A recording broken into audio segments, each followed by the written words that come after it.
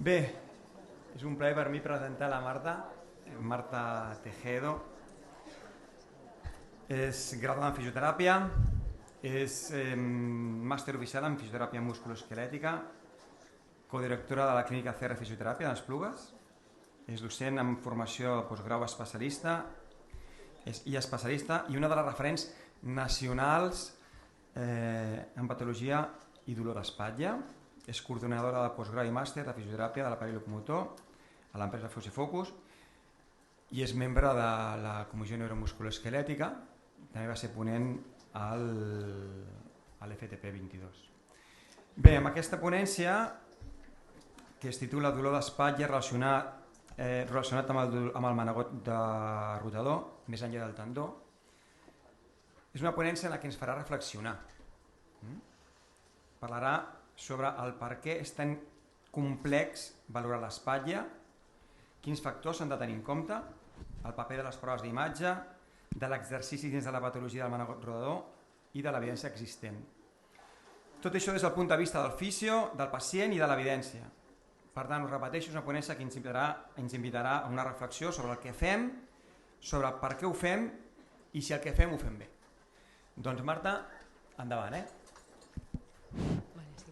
Bueno, muchas gracias, Xavi, por la presentación, porque estos días he estado tan centrada en la ponencia que a mí se me ha olvidado poner mi diapo de autopresentación. O sea, que me va genial que Xavi me haya presentado. Os quiero pedir disculpas por mi voz, porque llevo varios días afónica. Ayer tenía más voz de Marto que de Marta, pero hoy ya he evolucionado a mi voz prácticamente normal. Bien, cuando el cole me contactó para participar en estas jornadas, estuve pensando un tiempo sobre qué hablar y sobre qué contar en esta ponencia. Y al final decidí encararla a poner un poquito sobre la mesa la actualidad de la patología de hombro, porque a día de hoy es un tipo de patología que nos trae a todos un poco de cabeza por la multitud de presentaciones clínicas que hay en esa región anatómica.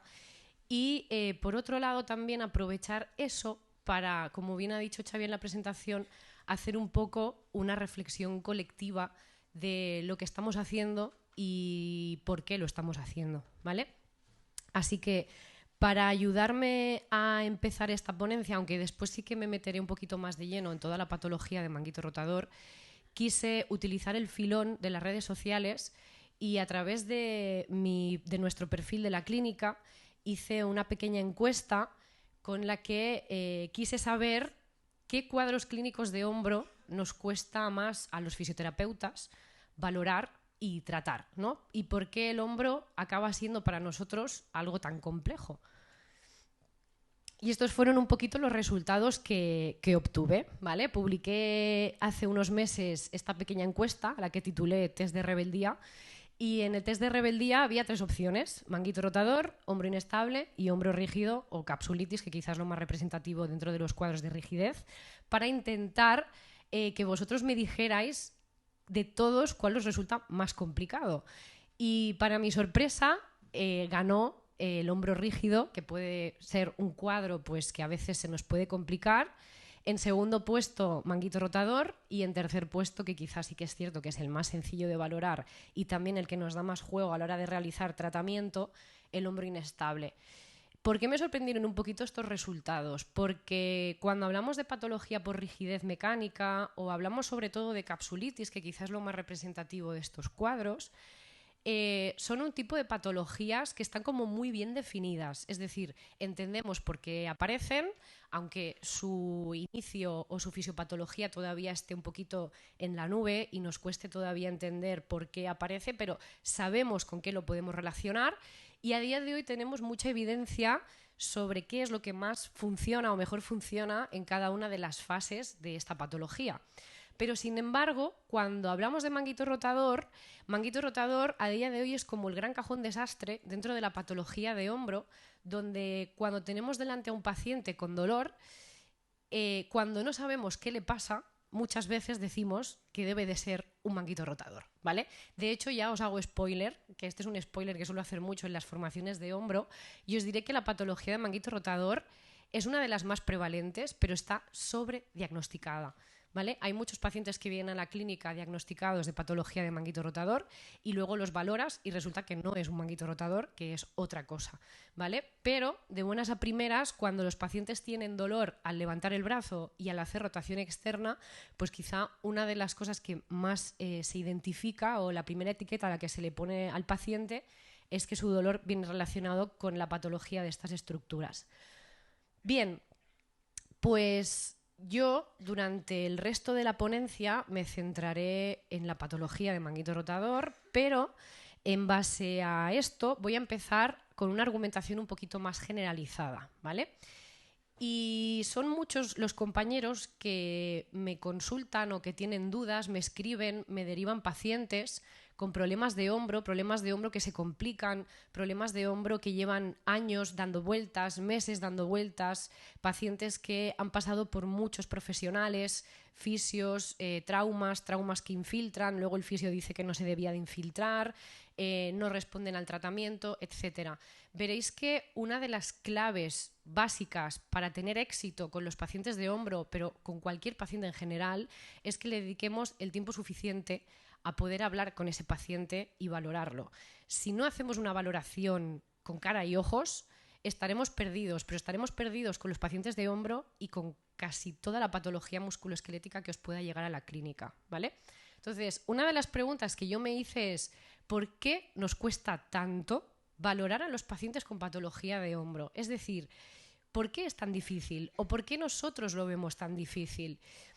Y quizá una de las primeras cosas que me vino a la cabeza fue esta adivinanza que dice oro parece, plata no es, y el que no lo adivine muy listo no es, ¿vale?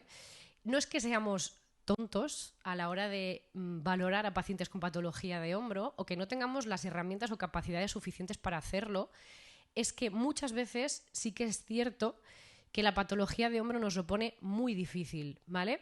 ¿Por qué? Porque existen diferentes cuadros clínicos, pero casi todos tienen presentaciones de dolor muy parecidas, ¿vale?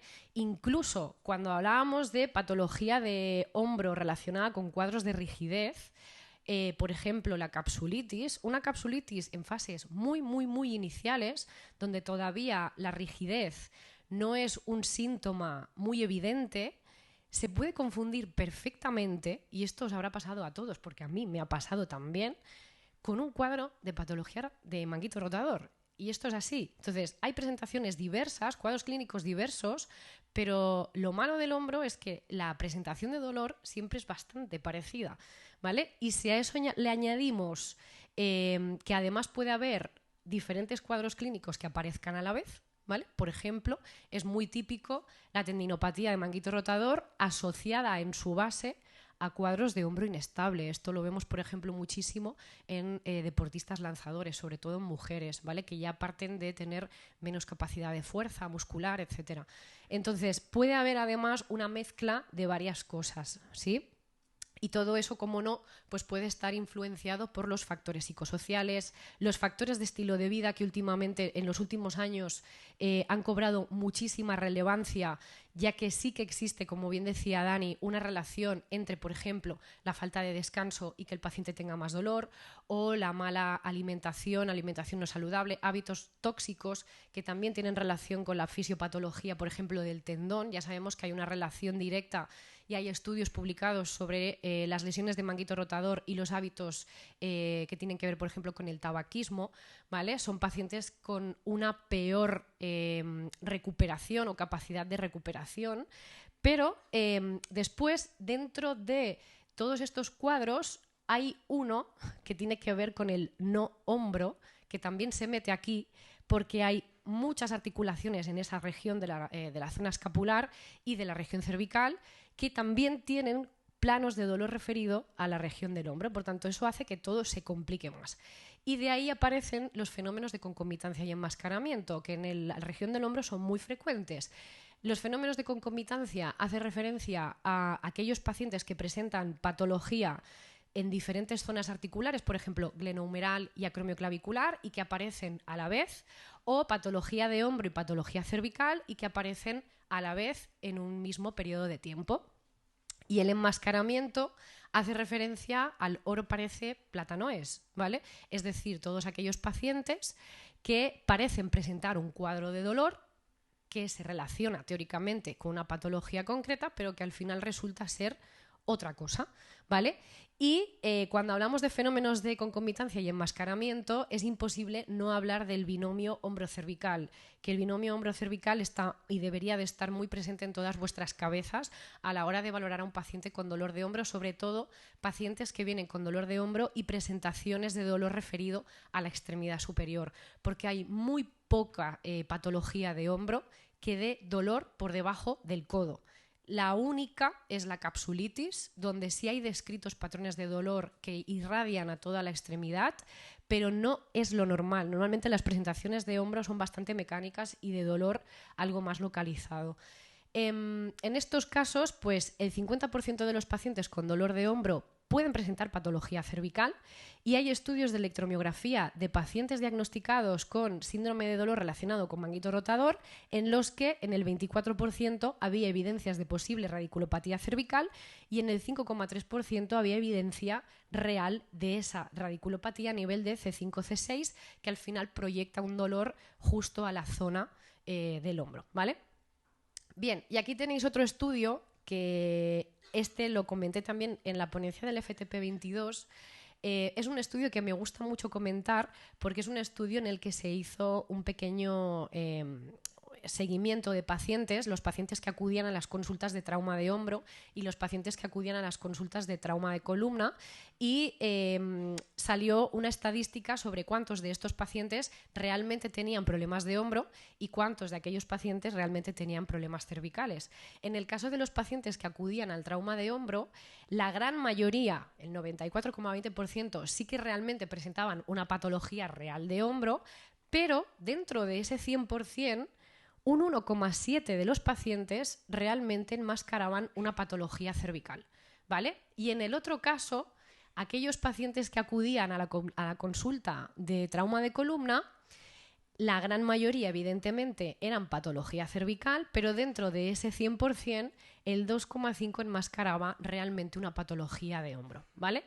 Las conclusiones de este estudio llegaron a decir que aproximadamente 1 de cada 25 pacientes atendidos por un presunto problema, ya sea bien de hombro o bien cervical, podría mostrar un cuadro de dolor en el cual esa patología podía confundirse con la otra, ¿vale? Entonces es muy importante que sepáis valorar de una manera metodológica y correcta a todos los pacientes que vengan a la clínica, por muy local que parezca ser el dolor, ¿vale? Bien. Otro de los grandes hándicaps que tenemos a la hora de valorar a los pacientes con dolor de hombro, y es otro de los motivos por los que creo que el hombro acaba siendo una articulación o región articular compleja, es porque tenemos grandes problemas con los test de valoración. La región del complejo articular del hombro es una de las regiones con mayor cantidad de test ortopédicos descritos. Hay tropocientos mil para un montón de cosas diferentes. Pero la pregunta que os lanzo es, ¿sabéis interpretar correctamente esos test? Porque muchas veces la respuesta es no, ¿vale? ¿Qué pasa con los test de valoración que tenemos descritos a día de hoy? Pues que tenemos muchos test, pero prácticamente ningún clúster, ¿vale? Los clústeres son aquellos conjuntos de test que hechos de manera conjunta aumentan o disminuyen la probabilidad de tener un cuadro clínico diagnosticado, ¿vale? Pues en el hombro no existen los clústeres. Y dices, ¿cómo puede ser si tenemos tropocientos mil test que no nos sirva ninguno para poder tener un clúster? De hecho, el único clúster que hay validado es el que tiene que ver con la valoración de las roturas masivas de manguito rotador, pero porque quizá es uno de los cuadros clínicos que si sobre todo los pilláis en fase aguda es como muy fácil identificar. Son pacientes que vienen con mucho dolor, pacientes con mucha incapacidad para subir el brazo y además si les pedís hacer un test de fuerza, si hay una rotura completa del tendón, pues no lo va a poder hacer. Por tanto, el clúster se dirige sobre todo a estas cosas como un poquito más evidentes, ¿vale? ¿Y qué pasa con esos test? Pues que tenemos test con porcentajes bajos de especificidad y además porcentajes de sensibilidad también muy bajos y muy variables. Os podéis encontrar evidencia sobre test ortopédicos que os hablen de porcentajes de sensibilidad que se mueven entre el 13 y el 80%. Y dices, ¿cómo puede ser que un test sea específico entre un 13 y un 80%? Entonces, ¿es específico o no lo es? Pero no puede tener una variabilidad tan grande, ¿no? Y esto es un poquito lo que nos encontramos en la evidencia que quiere o busca respaldar estos test. Que sean muy poco sensibles quiere decir que no nos ayudan a identificar la patología que queremos valorar. De hecho, si estáis acostumbrados a valorar hombros, y esto os pasará también en otras estructuras del cuerpo humano, os daréis cuenta de que teóricamente para una patología de manguito rotador nos deberían de dar positivos A, B y C, y resulta que todo lo que le hacéis a ese paciente ese día le duele, ¿vale? Ahí es donde se demuestra su bajo porcentaje de sensibilidad. Y aparte hay test que están descritos para valorar, por ejemplo, patología cromioclavicular, pero que también os pueden dar positivo cuando valoráis otras cosas. Y luego hay test descritos para lesión de labrum, por ejemplo, la lesión de SLAP, que en pacientes con lesión de SLAP no salen positivos. Entonces, es un poco esta ambigüedad que nos encontramos constantemente en la clínica, ¿sí? Por tanto, no existen test analíticos para una única estructura. De hecho, a día de hoy es imposible aislar estructuras dentro de la valoración y pensar que el test que estamos utilizando nos va a indicar exactamente que la estructura X está implicada o no implicada en el problema. Esta es una visión demasiado simplista de la realidad clínica, ¿vale? A día de hoy, la valoración del hombro ha evolucionado y los test que se utilizan para su valoración ya no buscan tanto identificar estructuras, sino que lo que buscan es valorar funciones. Yo lo que quiero saber es si ese paciente me puede levantar el brazo o me puede hacer una rotación, y lo que quiero saber es si esa rotación reproduce síntomas, si esa rotación presenta una buena función, si hay fuerza, si no hay fuerza. Al final eso es un poco lo que buscamos identificar y lo que en los últimos estudios Delphi sobre valoración de manguito rotador se ha ido sobre todo puntualizando. Luego veremos uno de ellos, que es el más actual. Bien. Y por último, y aquí me voy a meter en un terreno un poco pantanoso, pero tiene mucha relación con lo que explicaba antes Dani de la correlación entre imagen y dolor, aunque nos pese a todos, pero esta es la realidad de lo que la evidencia dice. Y lo que yo en muchas ocasiones me encuentro en la clínica, ¿vale? En ocasiones las imágenes nos hacen perder la perspectiva real. Las imágenes nos sesgan. Sobre todo aquellos que estéis acostumbrados a trabajar mucho con la ecografía. Yo siempre digo que la ecografía es una buena herramienta, pero no la hagas al principio. Hazla siempre al final. Lo que tiene que pesar por encima de todo a la hora de valorar a un paciente es lo de siempre, la anamnesis y la valoración. Tomaros el tiempo necesario para hacerle todas las preguntas necesarias, para hacer toda la valoración que queráis, pero no metáis la ecografía de por medio si no lo tenéis claro, porque os va a sesgar totalmente la valoración de ese paciente y puede hacer llevar, os puede hacer llevar a un tratamiento que no resulta efectivo porque no es el tratamiento indicado, puesto que os habéis equivocado en el diagnóstico, ¿vale? Bien, hace unos cuantos años, creo que en el 2019, se hizo un simposio sobre patología de tendón, y de ese simposio salieron después diferentes artículos publicados en PubMed que de alguna manera buscaban exponer los principales resultados o las principales hipótesis a las que se había llegado y se querían plasmar un poquito más en formato paper, ¿vale? Y de estos artículos, que los podéis encontrar en PubMed, insisto, algunas de las conclusiones que se comentaban eran las siguientes, ¿no? Una de las cosas más importantes que tenemos que tener en cuenta es que tenemos que saber diferenciar qué cambios observamos, cambios estructurales, observamos que sean fisiológicos versus cambios patológicos. Es decir, si yo me encuentro a un paciente con una imagen ecográfica de tendón engrosado, ese engrosamiento del tendón, ¿hasta qué punto es patológico? Y si estoy, por ejemplo, con un perfil de paciente deportista, debería también de pensar que quizá ese engrosamiento pudiera venir de una adaptación fisiológica normal de ese tejido tendinoso. No tengo por qué etiquetar los engrosamientos como tendinopatías, a no ser que el contexto clínico lo acompañe y a no ser que realmente haya una serie de presentación en cuanto a signos y síntomas que os lo deje muy claro, ¿vale? Y eso es uno de los grandes problemas que tenemos. Y además, otra de las cosas interesantes que se hablaban en este artículo era que, y en base a lo que decías tú, Dani, cuando estamos haciendo una eco a un paciente o cuando el paciente nos viene con un informe de una resonancia o de una ecografía, que en ese informe o cuando nosotros nos comunicamos con el paciente aparezca la palabra tendinopatía, ya hace que el paciente vea su problema desde otra perspectiva, ¿vale? Tenemos que asegurarnos muy bien si son cambios fisiológicos o cambios patológicos, ¿vale?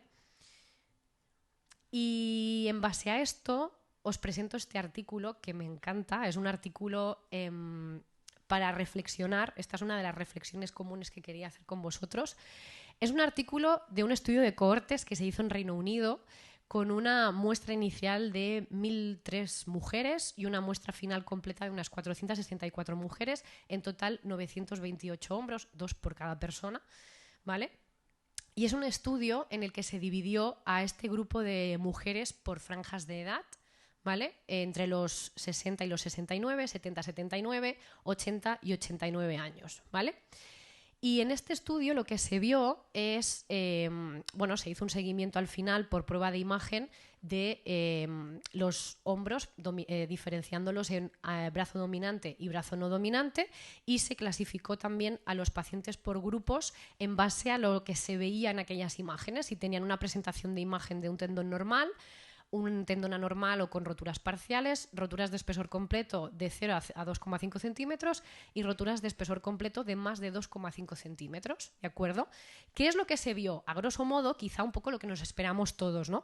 Que aquellos pacientes de más edad eran los que presentaban las lesiones de mayor gravedad, entre comillas, o las que mayor desestructuración había, ¿no? Las lesiones de espesor completo de más de 2,5 centímetros las presentaban sobre todo pacientes de mayor edad, sobre todo en la franja de edad de entre los 70 y los 79 y además generalmente en brazos dominantes, ¿sí?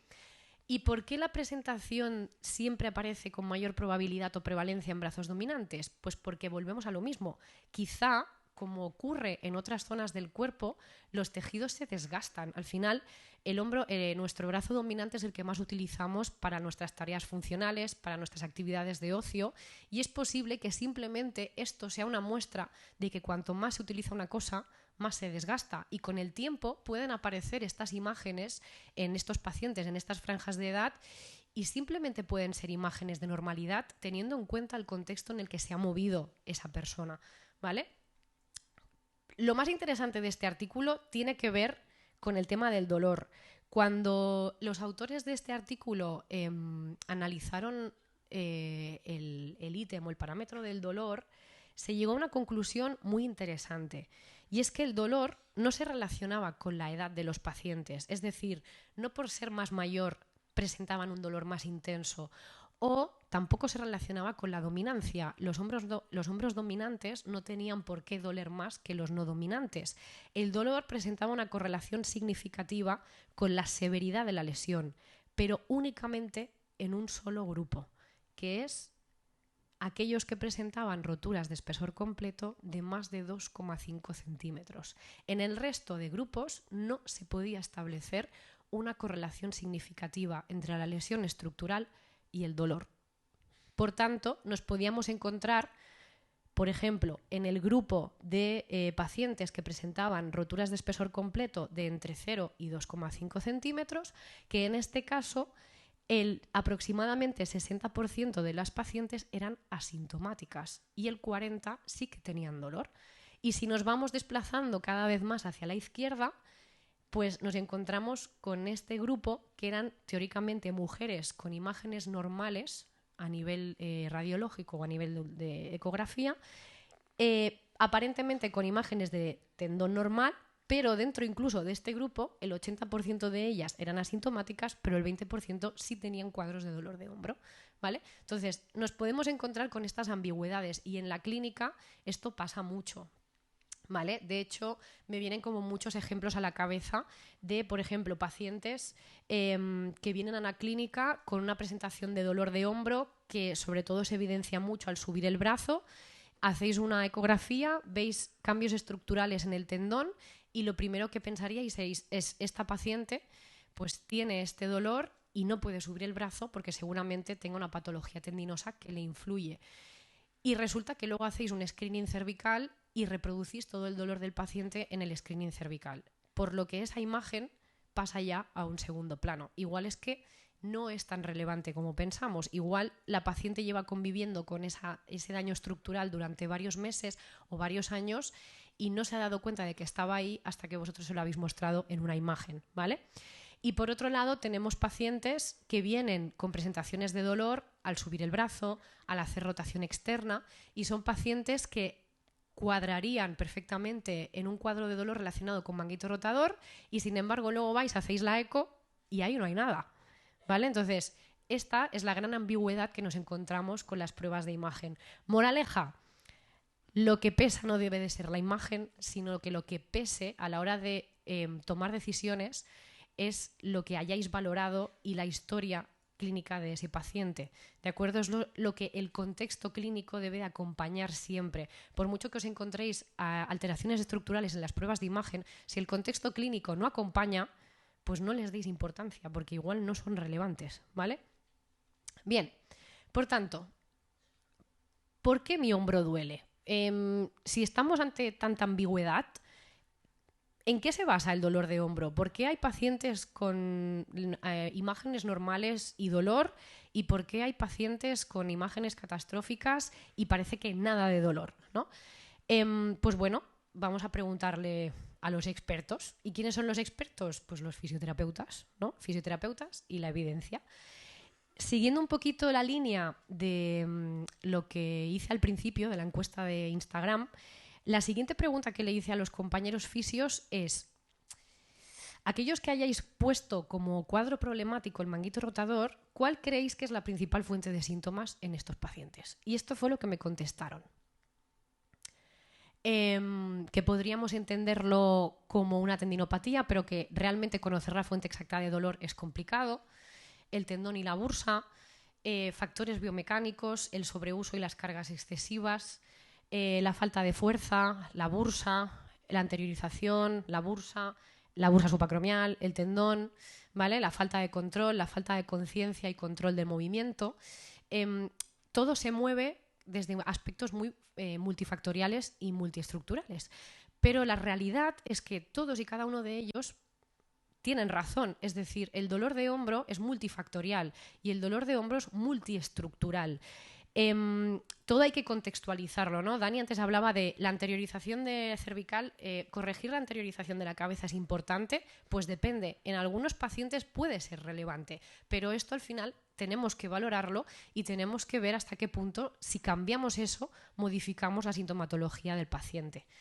Bien, y en base a los que basaban un poquito su respuesta en aspectos más estructurales, los protagonistas sobre todo eran el tendón y la bursa. Me gustó mucho porque nadie me comentó nada sobre el espacio subacromial. La gente que me conozca ya sabe que soy bastante nazi con ese aspecto, en el sentido de que la evidencia ya ha evolucionado mucho y creo que el tema de si el síndrome subacromial existe o no existe es algo que ya deberíamos de haber pasado, y me gustó mucho que nadie me respondió nada sobre el síndrome subacromial o la implicación del espacio subacromial en el dolor de hombro de los pacientes, y esto es un punto muy positivo y creo que nos merecemos un mini punto todos nosotros, ¿vale? Bien, si nos vamos al punto de vista más estructural, ¿de dónde viene el dolor de hombro de los pacientes? Pues la evidencia lo que nos dice es que precisamente la estructura tendinosa del manguito rotador es la que menos capacidad nociceptiva tiene, ¿vale? Sí que es cierto que parece que en la zona insercional del tendón del manguito rotador es donde hay una mayor cantidad de nociceptores y donde quizá aquellas lesiones que igual afecten más a esa zona del tejido tendinoso puede que sean las que mayormente se correlacionan con clínica. Sí que es cierto que, por contra, hay muchos estudios que también nos dicen que las lesiones de manguito rotador que se localizan en la zona intratendinosa son las más asintomáticas, y esto no solamente pasa con el tendón del manguito rotador, pasa con la tendinopatía rotuliana, pasa con la tendinopatía aquilia. Muchas veces nos encontramos roturas intratendinosas que estaban ahí pero que podrían ser perfectamente asintomáticas, ¿vale?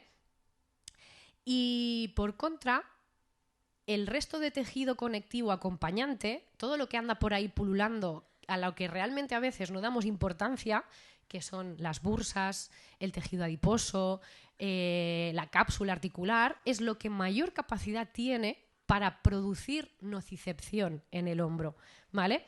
Sobre todo, por ejemplo, las capas más externas de la cápsula articular, y dentro de todo el paquete bursal que hay en el hombro, que el hombro está lleno de bursas por todas partes, hay un total de 9 o 10 bursas solamente en la articulación glenohumeral, es la subacromio subdeltoidea la que parece que nos da más guerra, ¿vale? Que es esta de aquí. De hecho, aquí tenéis una imagen de una bursa engrosada en un paciente con dolor de hombro crónico, ¿vale? Para que veáis que realmente la bursa sí que puede llegar a jugar un papel importante en hombros que son como muy disfuncionales, ¿vale? Pero esta bursa, si por algo se caracteriza y se diferencia del resto, es porque tiene un gran número de fibras tipo C y A delta que son inmunorreactivas a la sustancia P y al péptido relacionado con el gen de la calcitonina, que son dos neurotransmisores que actúan en la vía del dolor. Y además hay presencia de factores de crecimiento vascular endotelial. Y estos factores de crecimiento vascular endotelial sí que se relacionan, por ejemplo, o se asocian a mayor cantidad de dolor al movimiento, ¿vale? Aquellos pacientes que presentan cuadros de dolor de hombro donde sí que puede haber una correlación con el daño estructural del manguito rotador, si además asocian una bursitis, son, y os daréis cuenta que son cuadros de dolor muy, muy, muy irritables, con mucho dolor y una intensidad de dolor más elevada de lo normal. Incluso son pacientes que suelen presentar mayor nivel de dolor incluso en reposo. Los pacientes típicos que nos llegan a consulta y nos dicen: cuando duermo por la noche y me apoyo sobre el hombro lesionado, me duele y me tengo que cambiar de posición, ¿vale? Pues en estos pacientes se piensa que parte de esa irritabilidad pueda venir de una mayor afectación o implicación de todo este tejido conectivo, ¿vale? Y aquí tenéis una imagen del Prometheus, que para mí es uno de los mejores atlas de anatomía que hay a día de hoy. Un poquito de la realidad de lo que siempre pasamos por alto, ¿no? Siempre nos fijamos en el tendón y en la articulación, pero todo el tejido conectivo que hay alrededor, pues también es algo que tenemos que tener en cuenta. Bien, y aquí tenéis un estudio Delphi, donde además participó un compañero que tenemos aquí, que es Quique Yuc.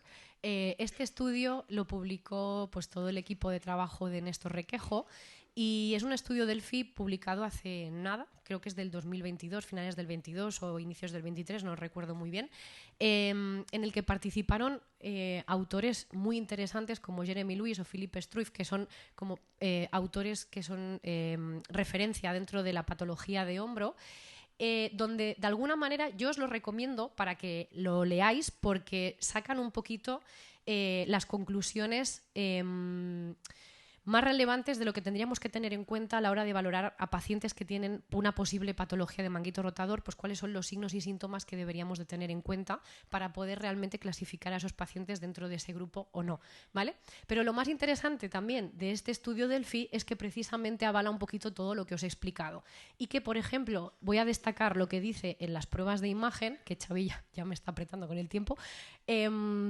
Fijaros, en este estudio Delphi lo que dice es: pruebas de imagen sí, pero con una condición, que solo se hagan cuando realmente sean necesarias. ¿Y en qué 3 escenarios se deberían de hacer?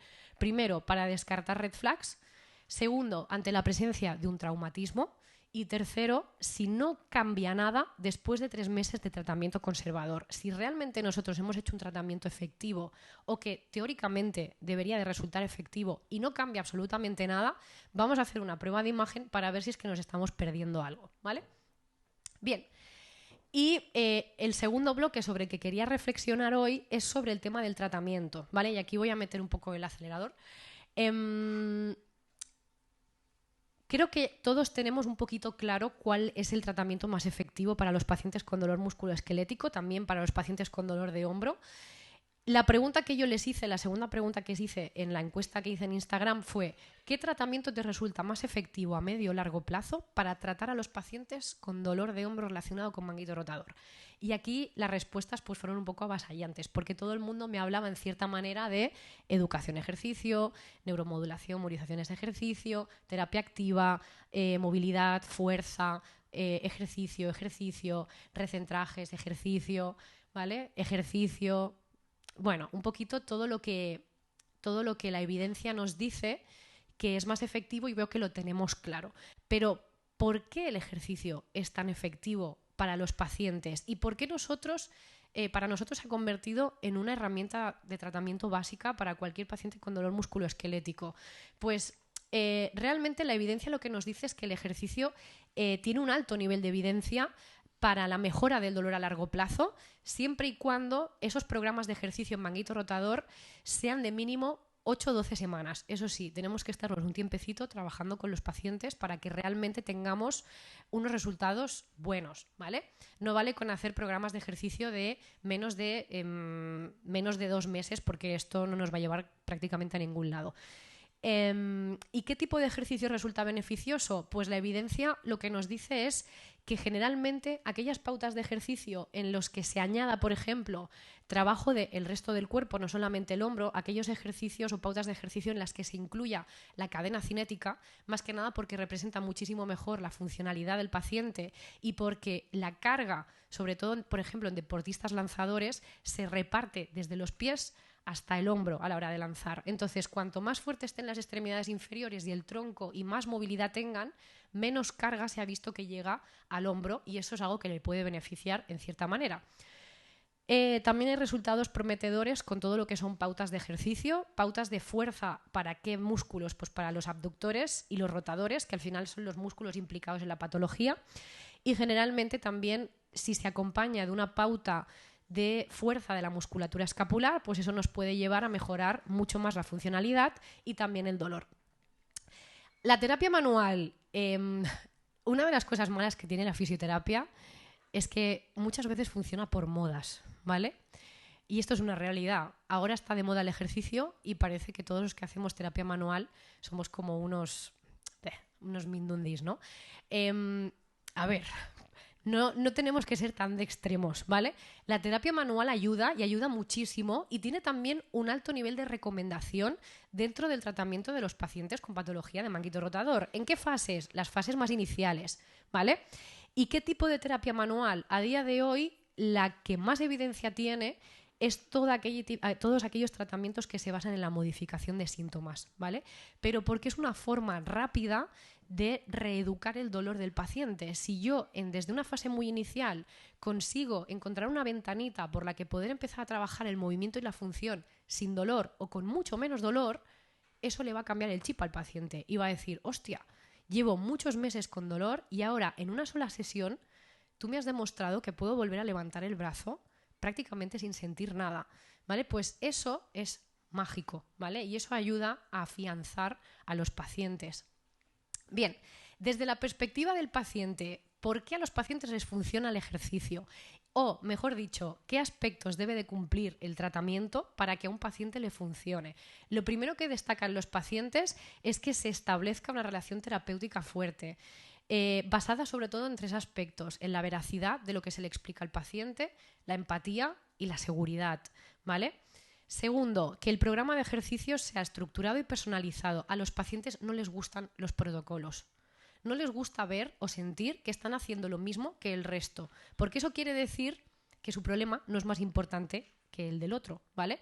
O que el tratamiento puede no ser igual de efectivo, puesto que si todo el mundo hace lo mismo y todo el mundo no tiene buenos resultados, igual yo soy de ese grupo de pacientes a los que este tratamiento no le va a funcionar. Entonces, es muy importante que la pauta de ejercicio que programéis a los pacientes sea lo más personalizada posible, que el paciente vea que los ejercicios van enfocados a su función, a lo que se quiere trabajar con él y por supuesto que exista una progresión en el tiempo, que el paciente vea que al cabo de un mes puede hacer ese mismo ejercicio con más peso o con el mismo peso puede hacer más repeticiones y que además nos vamos acercando progresivamente más a aquello que el paciente quería hacer desde el principio. Si yo jugaba vóley y veo que con el tiempo voy acercándome cada vez más a esa técnica de lanzamiento y veo que no me duele, eso ayuda a que el ejercicio se convierta en un tratamiento con un resultado muy efectivo, ¿vale? Desde la perspectiva clínica, el ejercicio funciona porque incrementa la fuerza, pero no solamente de fuerza, no solamente en la fuerza se basa el resultado, porque el ejercicio es muy bueno y tiene muy buen resultado desde la primera semana y en una semana todos sabéis que no hay cambios en la fuerza. Es imposible que en una semana el paciente haya mejorado tanto como para tener una evidencia significativa en la fuerza. Esas mejoras en la sintomatología se deben sobre todo a la influencia que tiene el ejercicio sobre el estado psicoemocional del paciente, porque le enseña que puede volver a hacer cosas que antes no hacía y sobre todo a trabajar mucho sobre las creencias de miedo a evitación. Y además por los efectos positivos que tiene en la salud, ¿vale? Ya termino. Y a nivel de fisio, los fisioterapeutas, cuando tenemos que escoger ejercicio, ¿por qué lo escogemos? ¿Qué pensamos nosotros que beneficia al paciente haciendo este tipo de tratamientos? Primero, ¿qué tipo de ejercicio solemos pautar? Generalmente todos coincidimos en que el ejercicio basado en fuerza y control suele ser una de nuestras elecciones preferidas, quizá porque es lo que vemos que tiene mejores resultados en los pacientes. Y por otro lado, mecanismos neuromusculares por los que pensamos que el ejercicio puede ser efectivo, pues el incremento de la fuerza, el incremento de la resistencia, del control, de la movilidad y sobre todo, es muy importante, los mecanismos psicológicos por los que el ejercicio puede ser efectivo. Tenemos muy claro que no solo hablamos de fuerza, hablamos también de mejora de la kinesiofobia, mejora de la autoeficacia, ayuda también a romper con ciertas creencias que pueden ser falsas para el paciente o erróneas para el paciente, les da confianza, mejora la funcionalidad y sobre todo recupera o da fe en la recuperación de sus expectativas, ¿vale? Por tanto, es importante que veáis al ejercicio como una herramienta potente, no solo porque nos ayuda a mejorar físicamente, sino también emocionalmente, ¿vale? Bien, mensajes para el lunes. Primero, cada hombro debe de ser tratado como un caso individual, incluso cuando os vengan pacientes a consulta con patología bilateral, cada hombro debe de ser valorado de manera diferente, porque aunque los dos hombros sean suyos, los dos hombros tienen un enfoque funcional diferente, están hechos para trabajar de manera distinta y por tanto puede que lo que apliquéis en el hombro derecho no funcione para el hombro izquierdo y viceversa. Segundo, tener tiempo para hablar con el paciente y hacer una buena historia clínica. Esto es la base, o debería de ser la base, de vuestro tratamiento, para luego escoger el tratamiento que pueda ser más efectivo. Tercero, las pruebas de imagen por sí solas no deben de llevarnos a decisiones terapéuticas. Esto es un error garrafal, ¿vale? Ya os lo he justificado. Y ejercicio sí, pero acompaña y guía al paciente. No hagáis protocolos porque los protocolos no suelen funcionar igual de bien, ¿vale? Y termino un poquito con esta frase que a mí me gusta porque plasma muy bien la realidad que deberíamos de tener todos en cuenta. El diagnóstico y tratamiento efectivos del dolor de hombro no recaen solo en el conocimiento detallado de la patología que pueda estar presente, sino también en la comprensión y el entendimiento de cómo se genera, procesa y modifica el dolor en el cuerpo humano. Es muy importante que tengáis buenos conocimientos en neurociencia del dolor y que entendáis al paciente como una persona, porque no existen los hombros complejos. O sea, uno de los grandes errores a veces es que cuando vemos pacientes con dolor de hombro, nos centramos mucho en el hombro y nos olvidamos de que estamos tratando personas y las personas somos complejas. Eso es lo que nos hace humanos. Así que tenemos que tener en cuenta todos los factores que engloban al paciente a la hora de poder valorarlo y tener en cuenta los resultados de tratamiento. Muchas gracias.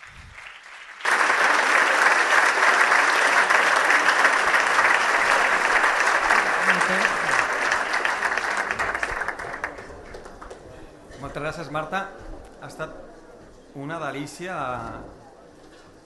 de ponència.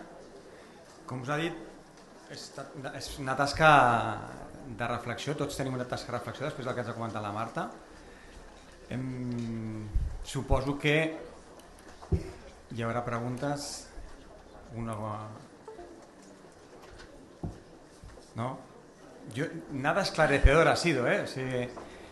A ver, Quique, Dani. ¿Mi micro funciona? ¿Mi micro? Hola, hola. Ahora sí. Quique, me das miedo. Es de las personas que diría que no me pregunte, por favor.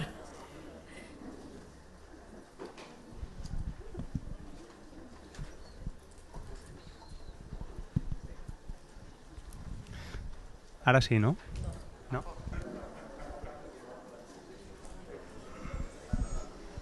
Hola, hola. Ara sí. Bueno, bon dia. Res, en primer lloc, felicitar-te, Marta, per la ponència, per l'exposició. Res, era un comentari, una reflexió que m'agradaria fer un poc i saber un poc la teva opinió al respecte, que guarda un poc relació amb el que has parlat un poc del tema del dolor, no? Del mecanisme del dolor en pacients amb patologia del mànec rotador, i volia saber un poc la teva opinió perquè l'última informació que ens arriba sobre la fisiopatologia del mànec rotador és que el mecanisme de dolor sembla ser nociceptiu, però no mecànic, sinó nociceptiu químic. És a dir, sembla ser que el que hi ha darrere del dolor en els pacients amb patologia del mànec rotador són alteracions a nivell de marcadors inflamatoris, per exemple interleuquines, etc. Aleshores, la meva reflexió és, clar, nosaltres l'enfocament que fem en els pacients habitualment va dirigit més a aspectes mecànics de la patologia, no? A treballar el mànec rotador, la força, etc., el control motor. Fins a quin punt hem de potser reflexionar sobre els nostres tractaments si realment el problema és més químic, és a dir, la font del dolor guarda més relació amb aspectes químics, i ahí entra molt el tema dels, que has nomenat, crec, el tema dels factors relacionats amb els estils de vida. Correcte. El tema del tabaquisme, l'alcohol, l'estrès, la falta de son. Aleshores, tal volta hauríem de canviar un poc el paradigma, creus, de tractament d'aquests pacients i enfocar-lo més, per exemple, a utilitzar altre tipus d'exercicis com l'aeròbic, per exemple, que has mostrat que apenas s'utilitza en aquest tipus de pacients. Volia saber un poco la teva opinión, simplemente era eso. Sí, a ver, sí que es cierto que es lo que tú dices. De hecho, cada vez más estamos viendo patología de hombro muy relacionada con factores metabólicos. Yo me he encontrado pacientes con patología de manguito rotador muy proinflamatoria, relacionada, por ejemplo, con patologías autoinmunes. Incluso en estos últimos años, post-COVID, estamos viendo mucha patología de capsulitis adhesiva, quizá también relacionada con la respuesta inmune post-COVID. Y cierto que son pacientes que se han multiplicado muchísimo en la consulta. Yo nunca había visto tanta capsulitis como hasta ahora. Y sí que yo es algo que tengo muy en cuenta y creo que todos deberíamos de tener en cuenta dentro de la historia clínica, preguntar por los hábitos saludables, es decir, si ese paciente fuma, si ese paciente se alimenta bien, si descansa bien, sobre todo los que tienen un perfil deportivo, porque es algo que sí que les implica directamente, pero creo que es un campo en el que todavía tenemos que avanzar. Nosotros tenemos siempre una visión mecanicista de las cosas, quizá porque es lo que nos resulta más fácil de entender, y empezar a englobarlo todo desde el punto de vista metabólico. Ya hay mucha evidencia que nos lleva un poquito también hacia esa vía, pero creo que es algo que se tiene que acabar de desarrollar. El ejercicio aeróbico, el ejercicio interválico se utiliza muchísimo en el dolor crónico, se utiliza muchísimo también en otro tipo de patologías que tienen mucho que ver con ese perfil de pacientes, y creo que extrapolarlo a la patología musculoesquelética podría ser algo que nos beneficie mucho en un futuro, pero todavía queda mucho por estudiar, pero sí, lo comparto contigo. Ahí el Dani volia fer una pregunta.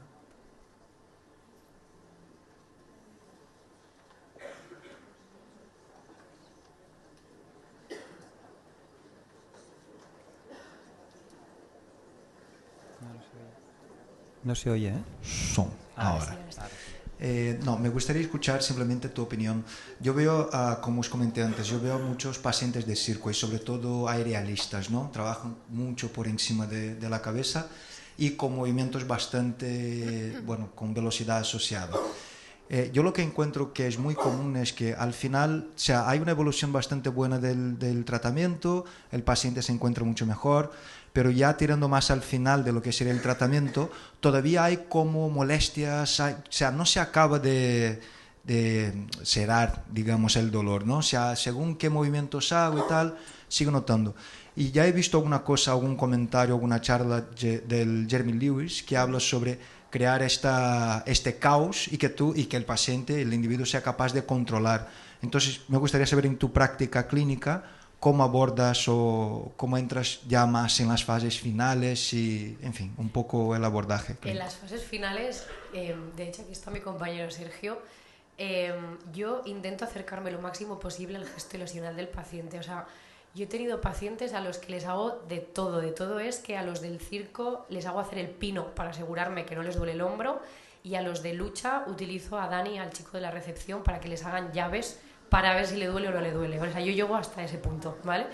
Entonces, hay que exponerlo al mecanismo lesional, porque al final también es algo que genera mucha actitud de miedo, evitación y mucha kinesiofobia también. Entonces, el exponerlo a ese entorno dentro de un medio seguro, como puede ser la clínica o dentro del propio tratamiento de recuperación o readaptación que tú estés haciendo, es básico, ¿vale? Haciéndolo de manera muy progresiva y añadiendo elementos de caos. Jeremy Lewis, por ejemplo, trabaja mucho con la realidad virtual que te puede acercar mucho más al mecanismo lesional, pero en un ambiente caótico que te distrae cognitivamente, que cambia los focos atencionales. Eso también te puede ayudar muchísimo. Pero es importante siempre que te acerques al máximo posible a aquello que al paciente le representa mejor el dolor. Y hasta que no llegues a ese punto no sabrás si está bien o está mal.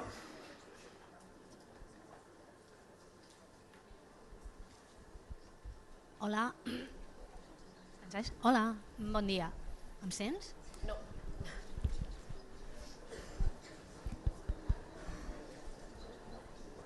Em sents? No. Em sents així sense... Els del fons... Ara sí, ara sí. Ja està, bon dia. Una coseta, a veure si em poguessis resoldre, perquè m'ha quedat el dubte quan has dit lo de l'espai subacromial, que la gent que et coneix doncs ja saben, però clar, jo no et conec. A mi em venen els pacients, la majoria de pacients ja em venen resolts a nivell quirúrgic, o sigui, quan ja em venen operats, i llavors moltes vegades, si hi ha un tendó lesionat el suturen, però moltes vegades el que fan, i sol ser amb gent una mica més jove, és una descompressió subacromial. Llavors, en aquesta descompressió el que fan és la bursectomia, la cromioplastia, el lligament acromiocracoideu i tal, i llavors fent una bona rehabilitació normalment també es resol. No sé si es resoldria sense la cirurgia també, però volia que m'aclarissis una miqueta el de l'espai subacromial, perquè no he entès massa bé què volies dir. Vale, en el espacio subacromial, que es un tema que esperaba que salieran las preguntas.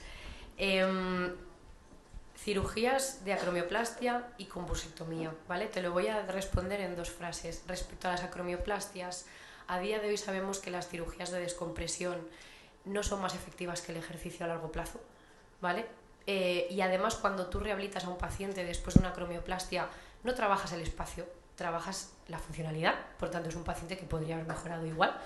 Y respecto a la bursectomía, a día de hoy tenemos evidencia posible de que la bursa subacromio subdeltoidea está cargadita de células madre y puede ser una estructura importante en la recuperación del tendón. Si tú se la quitas, pues eso a largo plazo podría perjudicar al propio tendón. Pero estas son las típicas ambigüedades de los traumas.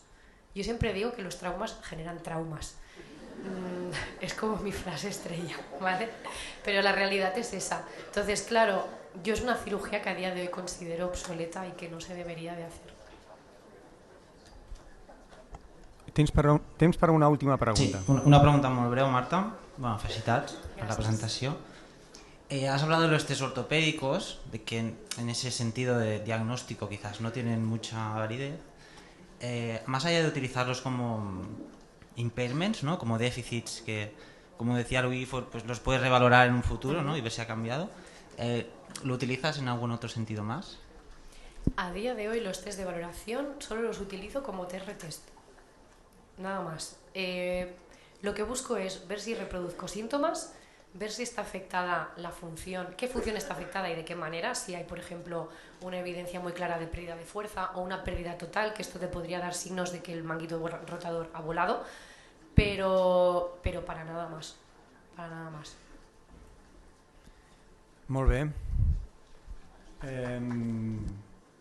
Quedeu-vos amb la importància del context clínic, que no tot és el que parece moltes vegades, i sobretot el raonament clínic realitzat de manera correcta.